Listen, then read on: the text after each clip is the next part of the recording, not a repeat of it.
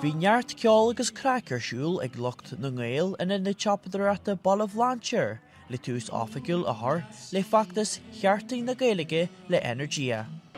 So, tábad an seo I mBaile bhláin séir ag seoladh pobl heachtain na Gaeilge fi cethir agus tá céalaíon, tá ceolán, tá cracán, tá spríón. Séir tá gceist le seachtain na Gaeilge ná an Gaeilge chur chuin cín, onas mé daoine I tuairt féintanga. Beidir na daoine nach bhfuil róúntaach ag an Gaeilge ag a scoil, deis grób sin gol agus roedd ag an éagsúlína taobh muig an seomáranga leis atanga agus go bhfuil móisiad go bhfuil spríón nó go bhfuil ceolán nó go bhfuil rud ag an ón sa tanga a haitníon leatsa. Is iad na daoine agus na grúpaí pobl a bhíonn sa críolóir na féile agus mar sin tá deis a gacaile duine póirte ghlachas san éile agus a bheith mar cuid an milliún duine ghlachan spóirte seachtain na Gaeilge le Energia gach aon bhliain.